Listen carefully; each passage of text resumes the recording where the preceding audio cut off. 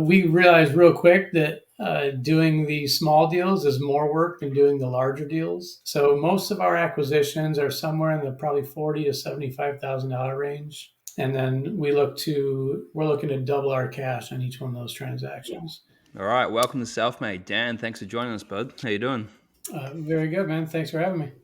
Of course, yeah, we're going to talk all things acquisitions and exits, and you've given us a little bit off-camera background about exiting a company, and then yeah, why don't you dive into that? Give us a little bit of an introduction on kind of what you've done before, maybe some details on the exit of the company you did, and then kind of what you're doing now, what got you to this point. Yeah. So background's all over the place. Like I was just telling you guys, I grew up in a very small town, Western New York, where most people don't leave. And the only way out I could see was the military. So went in the army. At that point, was stationed in Hawaii, and that's when I realized you didn't have to be miserable and cold for 9 months out of the year. So I was like, I'm not going back to that. So yeah, went for the military, got out, wanted to work in the NFL, and so I went to George Mason University. Ended up interning for 3 NFL teams.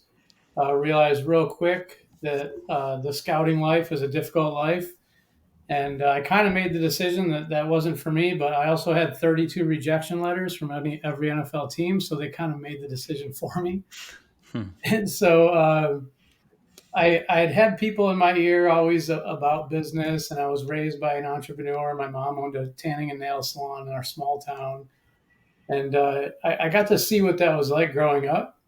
And I was always a little hustler. I always did little. I used to draw mazes and sell them. My buddies and I would be, this quintessential cutting lawns in the neighborhood, knocking doors. So I eventually started a personal training business, at home fitness, where I just brought on clients, went to their house, realized I was a one man show that wasn't going to work. Uh, Started getting into more sales, business development, started flipping notes, so delinquent mortgages. That market kind of dried up. So I'd always had these side hustles up until 2016, where I decided I was finally going to jump into something and go all in. Well, the idea that came to me in the pool one day while I was drinking with a buddy was to clean garbage cans.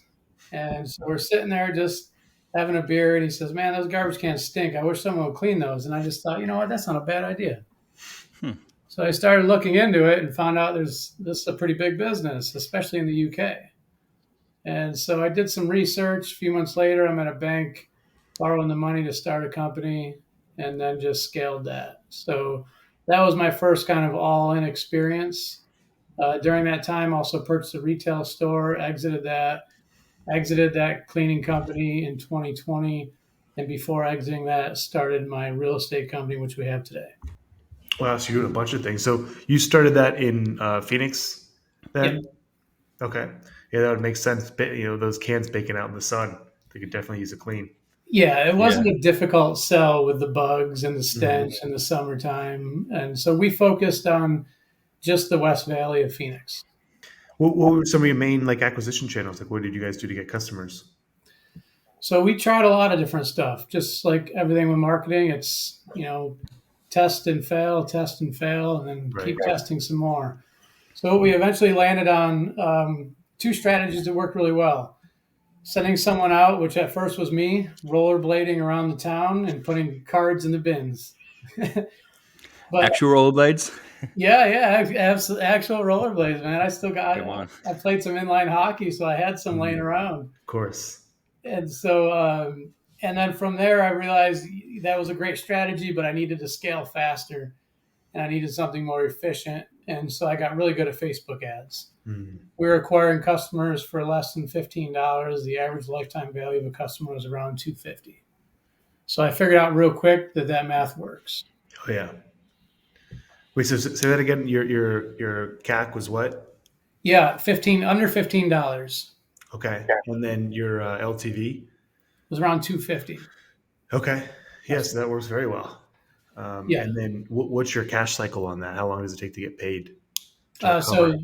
yeah, the great part about that was after the first service, we were already profitable on each Mhm. customer. Yeah, so that scales really quickly. Yeah. Yeah, and those work great. It's a very like a visual kind of service too, right? Like first time I ever heard about it, I think it was like on Instagram or Facebook, one of those. Yeah, it was probably one of my ads when you were out here. Yeah, you're But probably right. it is a very visual and I guess the whole thing is letting them see it, letting them not being disgusted by their garbage cans.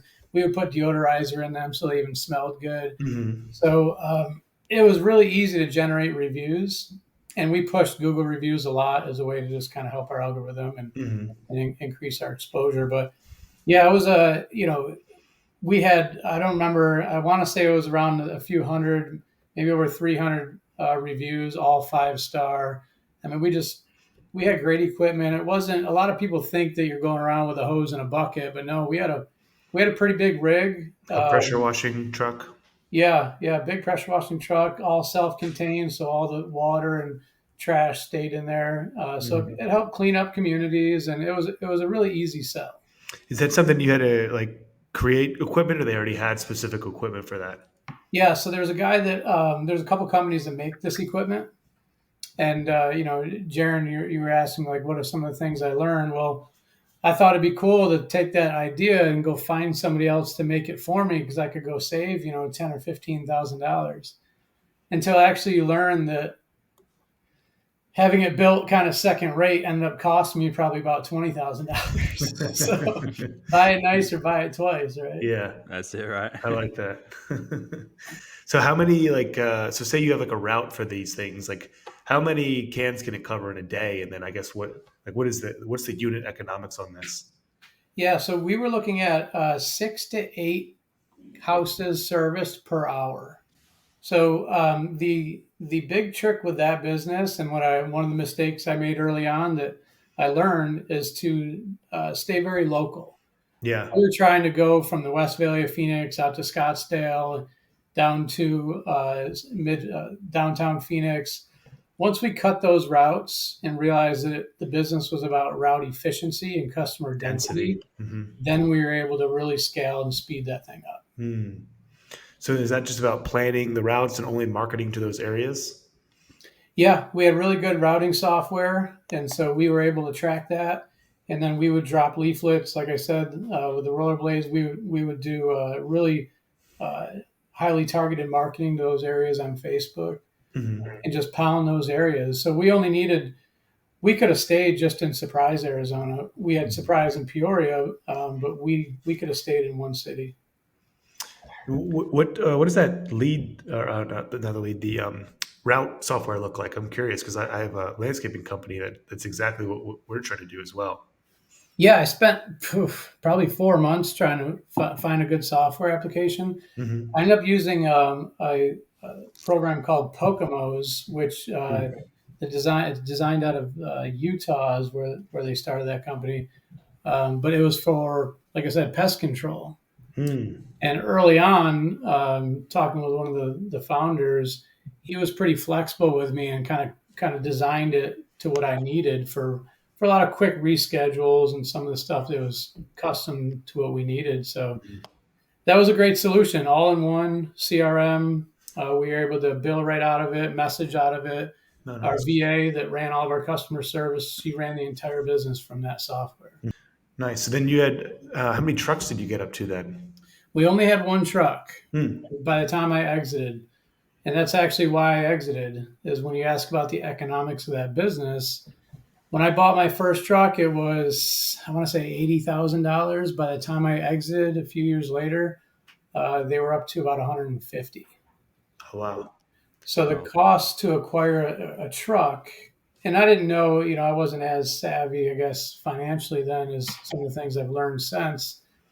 But still to this day, the numbers don't pencil very well for you to have to go out and finance a truck at 150,000, add an employee in there, Hmm. scale up. It's really it's a capital intensive business. Interesting. Yeah, I wouldn't have thought that. It seems like it's pretty just kind of spray it and go. Yeah, it's because you got to each customer you got to service a lot. What was the service frequency of each customer? We did monthly, bi-monthly, and quarterly. Depending on what they wanted. Yeah. Hmm. So we gave them mostly fell right in that bi-monthly. That was our sweet spot. We found that at that duration, we could get out there and clean them almost as quickly as a monthly, but we Hmm. were kind of making more than on the quarterly service because of the time that we wouldn't have to spend out there. Right. It's And so amazing you're, how bad people can trash these things in 2 or 3 minutes. yeah. Yeah, especially in the Arizona summertime, right? Yeah.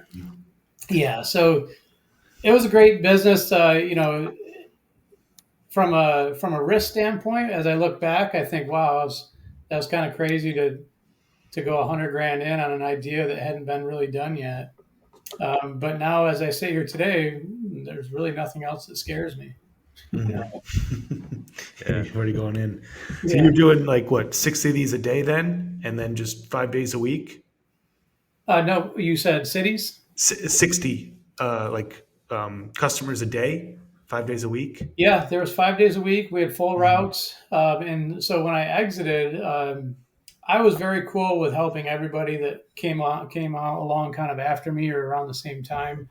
I was very open with the software I use. I tried to help every competitor out there because my philosophy is, well, I mean, there's enough to go around. I Right. have more of an abundance than a scarcity mindset, and so to me it was like, well, the more we promote the idea and the more we promote the service, the better it is for everybody. Hmm.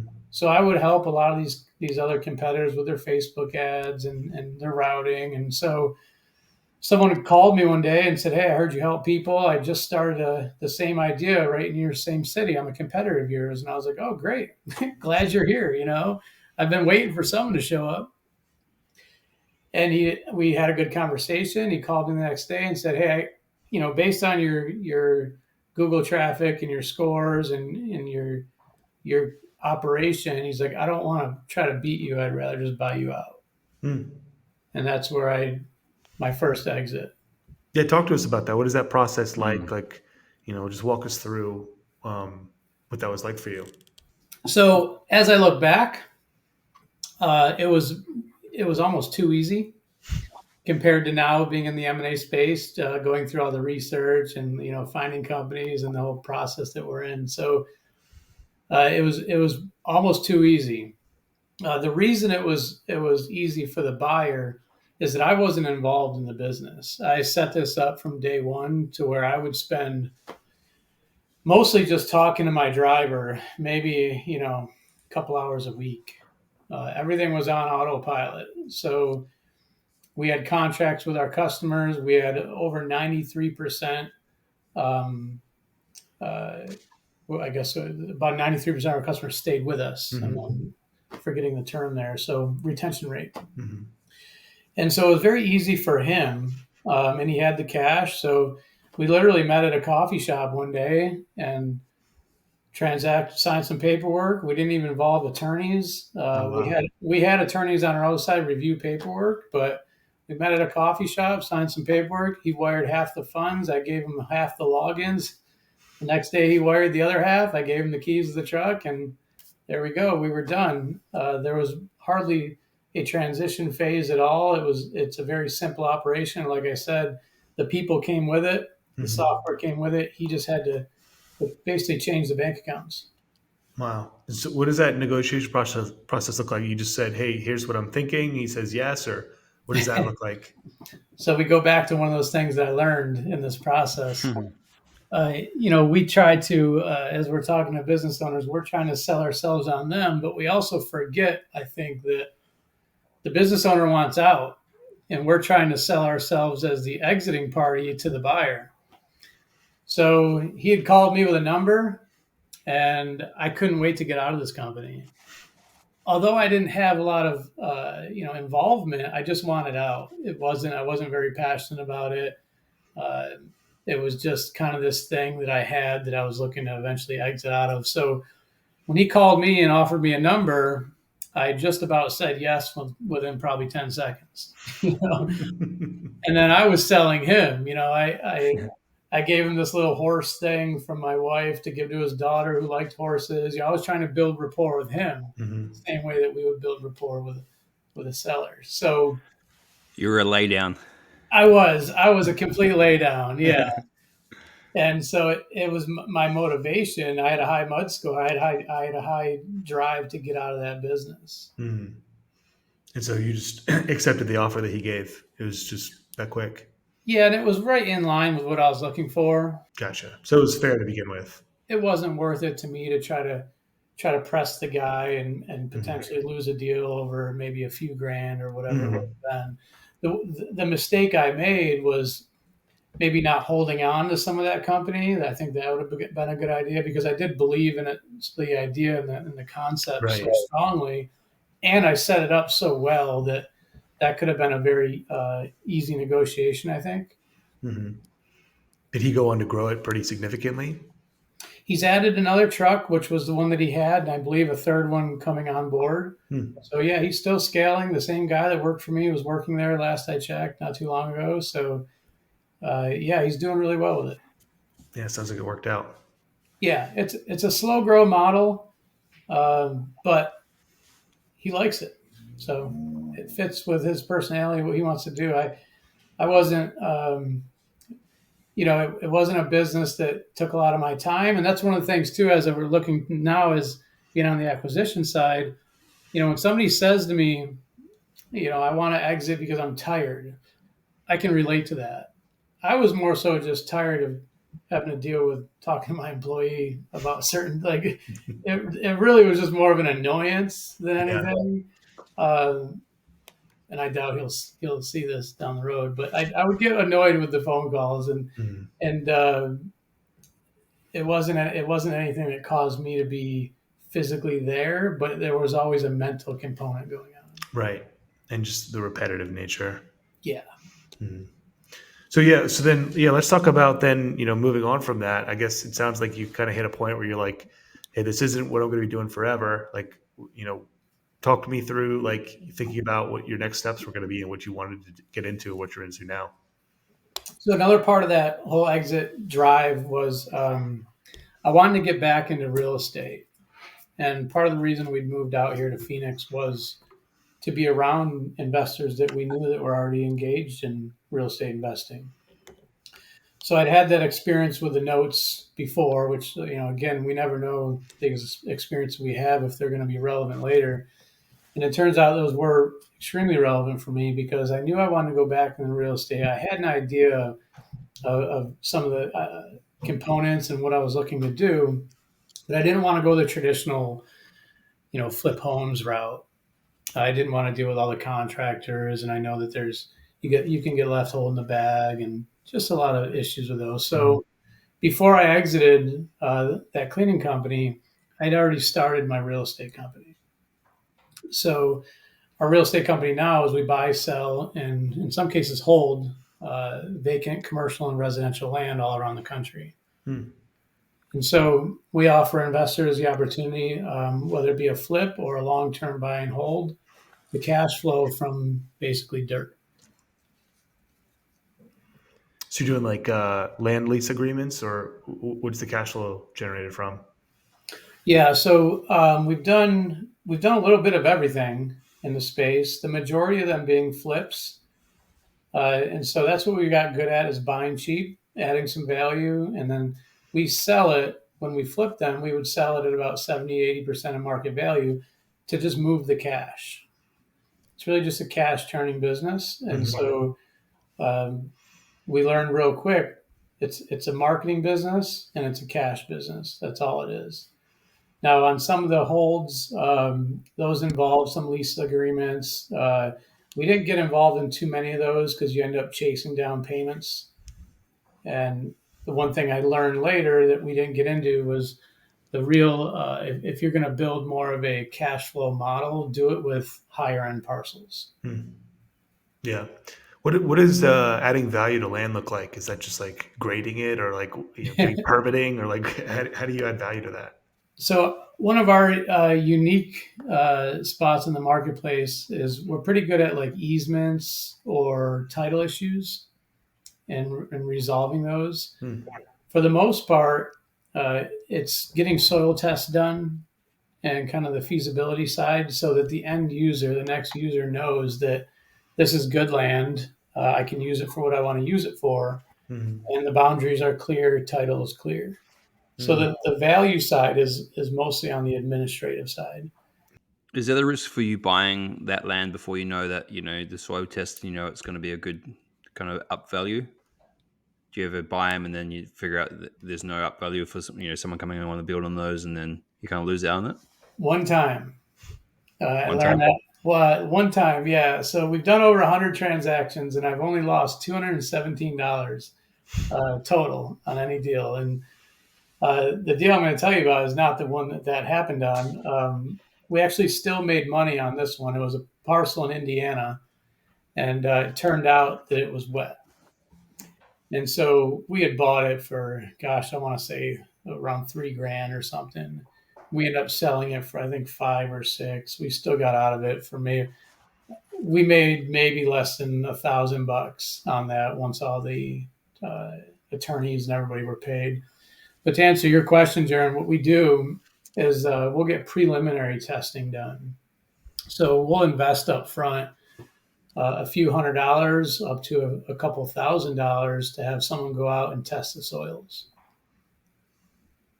And Gotcha. once we have that report, then we know. And one of the things I did is, in some parts of the country, it's difficult to get soil tests. Some parts of the country, it's 8 to 12 weeks.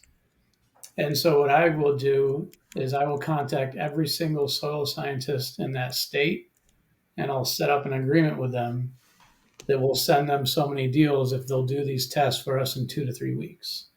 Mm. So one of our unique selling points is being able to close faster and get to that, get to title and get that done. Nice. So, what's the average transaction size that you're looking at? You said that one was 3,000, but it takes a lot of transactions to make some money from that. Yeah, we realized real quick that doing the small deals is more work than doing the larger deals. So most of our acquisitions are somewhere in the probably $40,000 to $75,000 range, and then we're looking to double our cash on each one of those transactions. We have one right now. We're into for 518, and that one will go for a couple 100,000 more. And so another option there, as far as adding value, is subdividing. We've had lots in the past where we'll buy a 40-acre tract and split it into 410s. Kind of buy at Costco, sell at the flea market type thing. Mm-hmm. I heard about, I think like the biggest plot of land left in Paradise Valley just sold. That's not you, was it? It's like No, 47 million. they probably got well, maybe that one didn't, but if you're in this area, you've probably gotten a letter from us. Mhm. There's a few parts of the country where we've sent over 300,000 letters. So Wow. it's quite a few areas that have seen our name. Let's jump into that because Jaron and I have done some direct mail for sourcing deals to find people who are interested in selling their business. We've actually had pretty good luck with that. What's your take or your strategy for direct mail? And with respect to land, Yeah, or acquisitions either.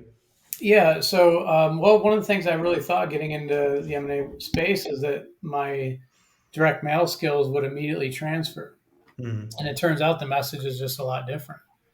Uh, in the M&A world, you want to be pretty. One, you want to be respectful of the confidentiality, but two, you want to be very personal. With land, we put a price on every single one of our offers. Mm-hmm.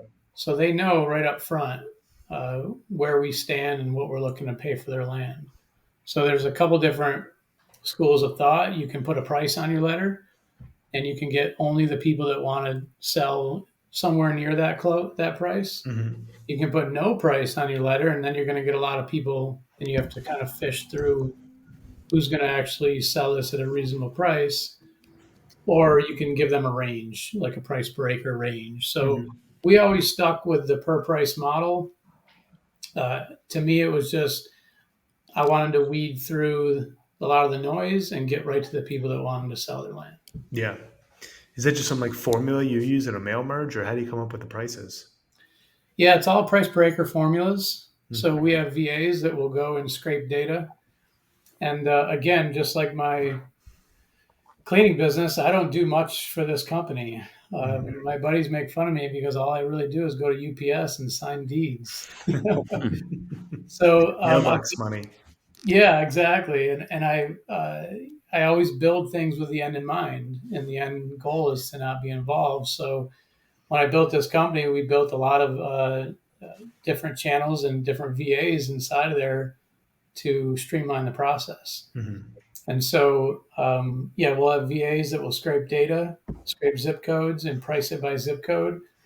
And then once you've priced an area once, you can keep remailing that area as many times you want.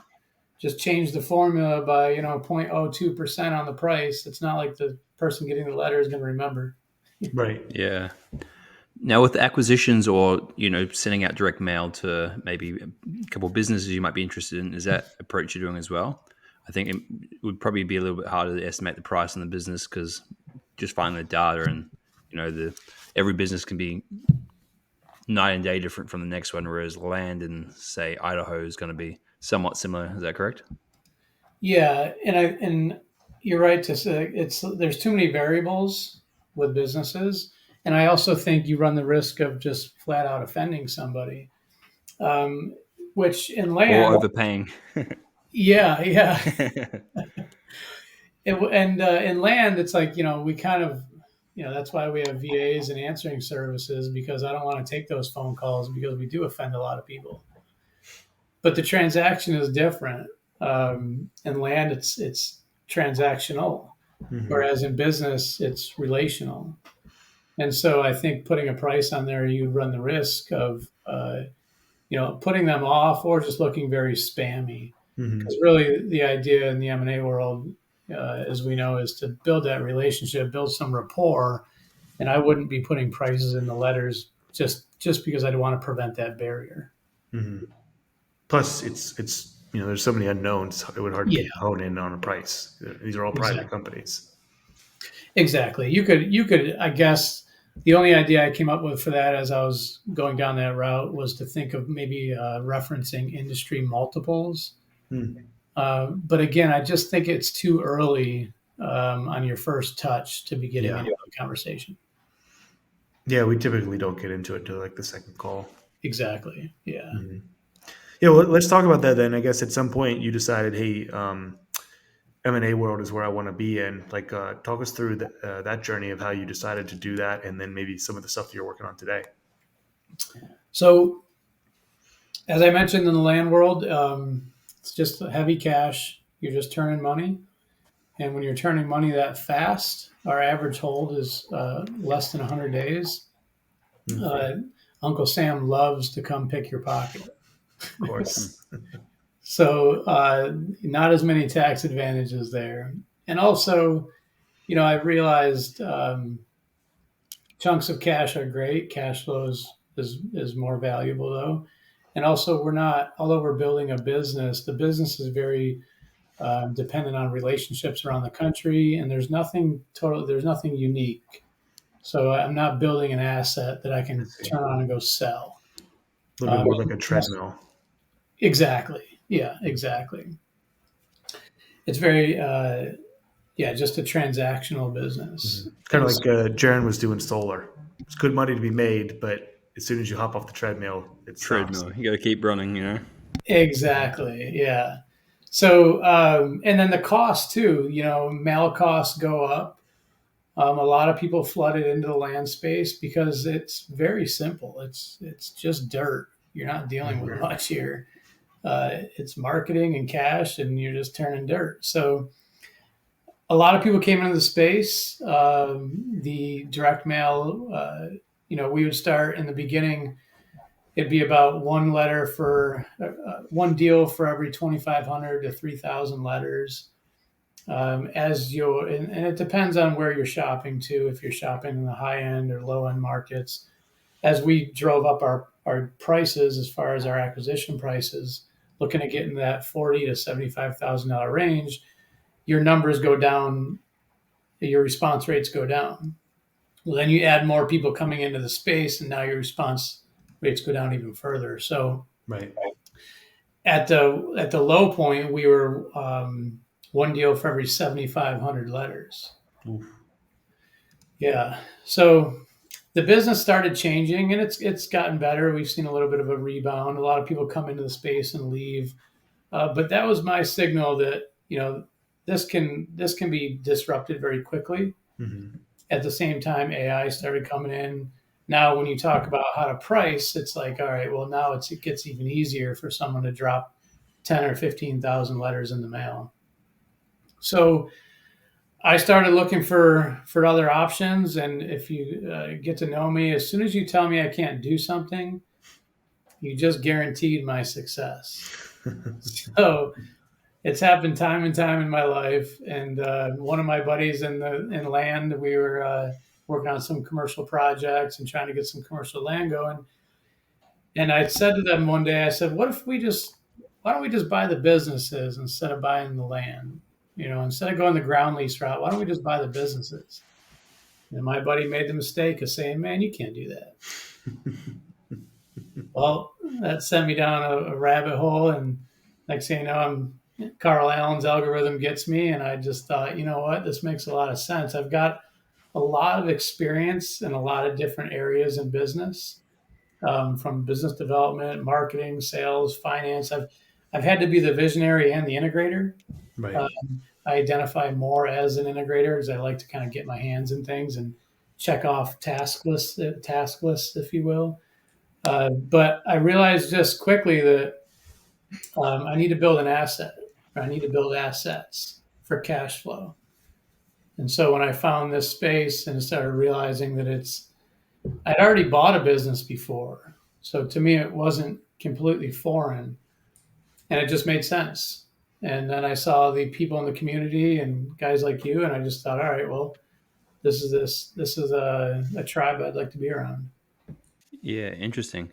Do you want to elaborate a little bit more on the business that you actually brought, you purchased previously, and then kind of get into what you're looking to buy now? Because I know, just talking over some time, I know you've looked at a few different industries. You've looked in kind of the retail, pet care. You've looked at kind of different trade services around. So kind of what you're focusing on now and kind of your thought process behind kind of the different things that you look at. So that brings up the whole buy box conversation. People say stay in your lane. Well, my lane is like 16 lanes wide on a highway, right? Like I don't sit still too long. I like touching a lot of different things. And so part of that though is knowing what you don't want to own. And that can be just as important as knowing what you do. Yeah, I'd say more important. Yeah, exactly. And I had purchased a retail store, and while I was building that can cleaning company, and I realized real quick, I do not like this space. Mm-mm. I was not a fan of the whole brick and mortar retail. I kind of got, I don't want to say talked into it because I'm responsible for my own actions, but I just kind of bought the whole story. I had someone else in my circle doing well in that same industry, but in a different part of the country. And I didn't know how to do due diligence, not from a legal or financial standpoint, but a commercial standpoint, understanding the market of where I was and the demand and just the overall industry in that space. So I got out of that within 6 months. I took probably about a $30,000 to $40,000 loss, and it was the best loss I could have ever taken. I never slept better than when I got rid of it. So Tuition, right? So what you're telling us is you're a double lay down. Yeah, exactly. Yeah, I lay down on the cell. I lay down on. If anyone's got a sale, yeah. If I'm motivated to get out, just give me a number. That's a good lesson. You never know if your number is. If you may think it's low, but other people might say, "All right, I'll take it." So, moving into what I want to do, you're right, Jaron. I've looked at a lot of different industries, and the first probably 3 or 4 months I spent in this space was a lot of education and looking at different industries and just digging deep into anything I could get my hands on. I was contacting any broker to get any SIM and any set of financials because I just wanted to learn. I wanted to learn margins. I wanted to learn just revenue trends and what was going on in all these industries to figure out, what is it that really grabs me. And I always kind of went back to the home services. I kind of fought it a little bit. I don't want to say I thought I was above home services, but I kind of thought like, oh, well, why do I want to own one of those little things? I've already owned a company around that size. I don't want to do that again. And then the idea of partnering and rolling up different operations kind of came across me, and I thought that's more exciting. We can impact more people's lives. We can purchase more companies in the same space, and then just I'm a big efficiency guy. I love efficiencies, and inside of a roll up, you can create a lot of synergies and cost savings as long as cross selling. So that made a lot of sense to me. And then I had to get over understanding partnerships. So as I've kind of come around that, we've had some projects start and some partnerships fall apart, and I think that's just part of the learning curve in this kind of journey. Did you find your partners through Protege or elsewhere? So I've got a lot of close friends. Most of my friends are entrepreneurs or high level kind of executive roles in their companies. So a couple inside or outside of Protege, but mostly inside of Protege. I think that community in general is well trained, and you just got to be careful of what experiences people have. And are you putting together like a syndicate, or like you mentioned, sounds like several partners? How does that work? Are the different partners for each business unit, or how are you tying that all up together? Yeah, so right now, currently basically two different partnership groups, and each one is its own LLC. And it sounds like you're doing something similar to what we're doing, like the home services in like the Florida market and like the electrical, plumbing, HVAC. Yeah, that's one of the partnerships is exactly that. Mm-hmm. We're talking to the trades all throughout Florida. We think that's a great market. You can't. I think I don't know. 12 of the top 10 cities are in Florida. You can't, there's just all the top fastest growing cities are in Florida right now, Mm-hmm. and it's a great market. So we like the trades. I personally, I've been hearing for a long time, trades are in trouble. People aren't using their hands. They're not, it's difficult to find good employees. I think that's shifting. As I kind of look at, a lot of the programs coming up for younger kids, we're starting to see a lot more of those trades be pushed again. And you're starting to see apprenticeships and academies pop up. And I think there is as the available supply of, say, plumbers goes down, the demand and the price for them goes up. And I think that we're going to see in the next 5 to 10 years, within the next decade, I think we're going to see a shift back towards those trades. Yeah, I mean, if you just take a look at the two career paths, go to college for 4 years and get like a marketing or communications degree, come out making like 50K, or get paid for 4 years to apprentice and you're making 110. It's an easy decision. Exactly. And then add in some AI disruption, in there, and a lot of the jobs now aren't going to be jobs. I think I agree. Right. I think we're going to have a large kind of revisit to some of these trades. A lot of people sort of coming back, and they're going to become popular again, I think. I did want to ask kind of what's your strategy on the roll-up? Are you guys planning, if you're going to be acquiring more companies, is your plan to completely take over the company, like kind of buy the owner out? Or are you going to incentivize them, with some equity to stay on and run it while you guys just kind of roll companies like that? Have you thought about what that's going to look like when you do that? We like the kind of the golden handcuffs metaphor. We like bringing the owner on along for the ride. The longer, in some cases, the longer we can keep the owner on to transfer relationships and their knowledge, the better. That said, not every seller wants that. So the idea being get a GM, get someone in that leadership role as quickly as possible. So part of our due diligence is making sure we're looking into companies that have those key men in place. And then, so what are you doing for maybe some of the deal sourcing? What's working for you guys today? So I've tried a lot of different things. Tried LinkedIn for a while. I realized a lot of the home service, the trades, they don't hang out there too much.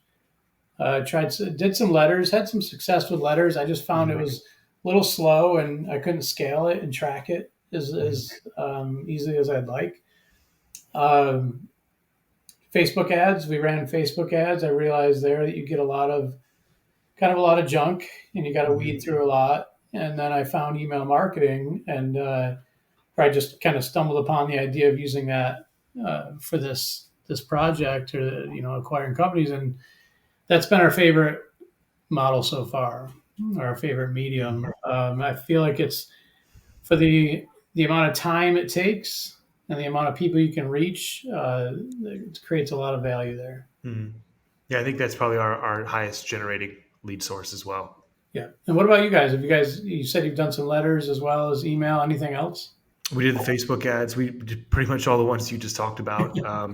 We just started doing some cold calling. We have a guy, we had to do some cold calling, and he's actually getting a pretty decent response rate. So if he can talk to an owner, he's getting about a 20% conversion rate to an appointment, which is pretty decent. So we kind of came up with an approach where we combine all of those into like a 12 touch sequence over like 8 to 9 weeks, where we just kind of hit them on all four of those different channels, or five channels, over and over again, like 12 times in 8 weeks. Yeah, I think the more different channels you use, that's where you're going to get the best bang for your buck. Mhm. And Yeah. that's one of the things we've been looking at is it started with sending a letter, then following up with an email referencing the letter, Hmm. and then we thought about adding the phone call at the end. Hmm. Now we're going to flip that around, stick with the emails, then the follow up calls. I'm glad to hear that you guys are having success with that. So I'll have to talk with you guys offline about kind of what that pitch is like, and then sending a letter as the final touch. Hmm. Yeah, Sure. and then just maybe like repeating it once or twice. Go ahead, Yeah. Sharon. Are you getting, you said you sent out 300,000 real estate letters. Do you get those like maybe 2 or 3 years later, someone will reach back out to you? They just kind of put it in the top drawer. Then, when they're ready, they call you. Is that because that's something I've thought about with all these leads we're sending out, all this work we're doing now? Obviously timing is kind of key in a lot of the situations, and people might not be quite ready. But if they have had a good experience, or they're like a nice letter, or they have something that they can connect back to you. And is that something you've seen on the real estate side of things? Yep, it's funny you say that. Just last week, we had two calls come in from Michigan. We haven't mailed Michigan for over, it was 2021. Three And years oddly later. enough, they both, we were like, do you guys know each other? Uh, but completely separate. So to answer your question, yeah, well, we would put in our letter as well. If the timing is not right, please save this letter and contact us at a future date. And so when you tell people to do that, we hear all the time, "Oh, I found this letter in my dad's stack of paperwork from his land after he passed away, or something." Uh, Mhm. so yeah, we'll get calls from years ago. Yeah, I find that Yeah. letters are like the slowest, but they tend to be the highest quality. It's a lower volume, but the higher quality. Yeah, and that's the balance, is volume to quality. And with our email system, we pay VAs to go find unique facts about each business, but Mhm. still, like, to do it at scale, you can't be that impactful through email. Yeah. Whereas a letter, people like to be able to touch something and hold it in their hands. And Hmm. I think if it comes across genuine, like there's some time and effort put into it, not a spam style, I think that's why we get such good call rates on Yeah. those. Well, and the mailbox is so much less crowded than the inbox. Yeah, Like you don't get nearly as many letters as you get, and if you use like a good service, it looks almost handwritten. exactly. Yeah, auto pens now you can barely tell the difference. Mhm. What do you guys use? We use yellow letter HQ. What do you guys use? Well, what is their name? We use Rocket Print. Yep, Check that Rocket out. Print is who we use. And then there's another good one for with AutoPen. I'll have to get you the name of that one. I can't think of it off the top of my Okay. head. And then what was the issue you had with tracking the letters? Because we found that if you just create a unique phone number to call, it tends to make it pretty easy to trace it back to where they came from. I just meant when compared to emails, figuring out if it's been opened or received by the right I see. person. Hmm. Yeah. So the tricky part I found that I haven't found a good way around is getting, unless we skip trace. I think that'd probably be the best route, which we haven't. We kind of just went right into email and haven't circled back around to letters yet. But getting the owner's address and getting a letter to their house and knowing that the right person received that letter, Hmm. that's been the tricky part. Okay. So do you send it to the business or are you trying to find their home address? Try to find their home address. Interesting. Yeah, we've always just sent it to the business. Okay. But yeah, if you get the home address, it'd be much better. Yeah. Well, maybe we're just overthinking that a little bit. you know, if it's confidential, private and confidential, and that's clearly labeled. Um, Hmm. I doubt the receptionist is gonna be opening that. I mean, you're probably getting a pretty good retention rate if you're putting the time in on the, the personalizing the address and then really personalize the letter as well, though. Is on the letter side? Correct. Yeah. So if you can get to the person's house, I tested this on 20 letters, and we had 4 calls back on the 20 Mm. letters to the house. So then I just, again, it was so much. I didn't have a good system for it. I didn't have a good feel to get that system going. So I bailed on it and went to email. And for emails, for example, it'll cost me about $300 to $400 to have 500 leads pulled, scraped, emails verified, and have unique facts about each one of those businesses. Hmm. And out of the 575 we just sent in our last campaign, we're looking at 6 to potentially acquire. Okay. So yeah, about a 1% response rate. Yeah, that Yep. tracks. Yep. Yeah, we've done both where we do like mass email, but then like this 12-step approach that we're talking about is only like 500 because it would be, untenable to do that for like 5,000 people, but Yeah. like 500, even 500 is a bit of a stretch, but we found that if you can reduce it and just hit the same people, if it's like a target area we like and hit them more frequently, we're betting that we'll get a higher response rate.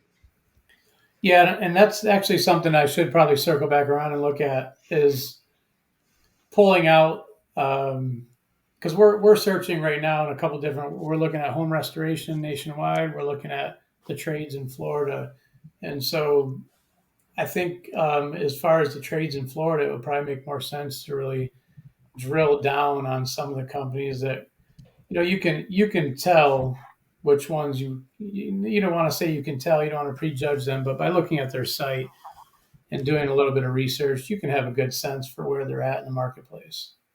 Right. And then you can even get revenue estimates too on some of these Yeah, VA ones. They're not 100%, but like it's an idea. it gets you in the ballpark. Yeah. Mhm. And that's what we found as well. Kind of we started out through casting a wide net, and we've kind of narrowed down some targeted areas now, which I think makes a lot of operational sense, at least in the beginning. Yeah, and then we're trying to work on maybe the credibility factor. So that's partly, what this podcast is for, is then to put ourselves out there and like have a little bit of the parasocial relationship where they can kind of shop us or meet us without meeting us, Yeah. because that's what we're finding now. A lot of time people are like, "Who are you?" Like, I don't want to give you my numbers. I don't even know who you are. Are you a scammer?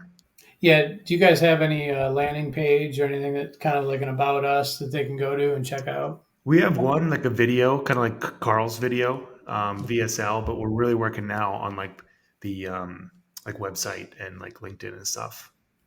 Yeah, I think that's important for a lot of people to see who they're going to talk to. I think it makes it easier for them to reach back Mhm. out to you. Yeah, because otherwise we're just two unknown guys on the internet or on the phone, Yeah. Yeah. Whereas if we Yeah. can show who we are and say, hey, look, we know what we're doing, it's going to put us in a much better position. Yeah. But in some ways, like we said, with the letters coming back after years, it is a long game. We're planning to do this for a long time coming. So, we obviously want the initial momentum, but we're trying to play this game for the next few decades. So it's just building that credibility as well. Yeah. And the more times you hit them, the more times they see your name and your brand, it just, we all know the statistics on that. Right. And so, Yeah. yeah, and anybody watching this that gets to this point that's looking at Forrest and Jaron, I can vouch for them. They're good guys. So We appreciate that. We'll put that in the Likewise. first 5 seconds of the, Yeah, the right. That'll be our podcast. cold intro. Yeah. there it is. Yeah, they're good guys. Okay, cool. Love Awesome, that. Dan. Well, we appreciate you coming on, bud. If someone wants to reach out to you and contact you, what would the best way for them to connect with you be? Just my name, Dan.Vanderven at Gmail. That's one of the easiest ways. That one comes straight to me. The rest get lost in the fold most likely. The VAs. VAs. Yeah. And remember his laydown, so if you got anything to sell, hit him on that email. Yeah, reach out to me. I can be pretty easy. He's buying. Yeah. Awesome. Well, appreciate it, bud. Thanks for coming on again. And yeah, we look forward to catching up again and seeing how your kind of acquisition journey is going. I know you're working on a few exciting endeavors, so it'd be good to catch up down the line and see how they've gone. Yeah, I think I appreciate you guys having me on, and I think there would be maybe down the road some good synergies too with both of our roll-ups. So it'd be a cool possibility to explore. Absolutely. For sure. Thanks All right, again, man. guys. It's been a blast. Thanks a lot.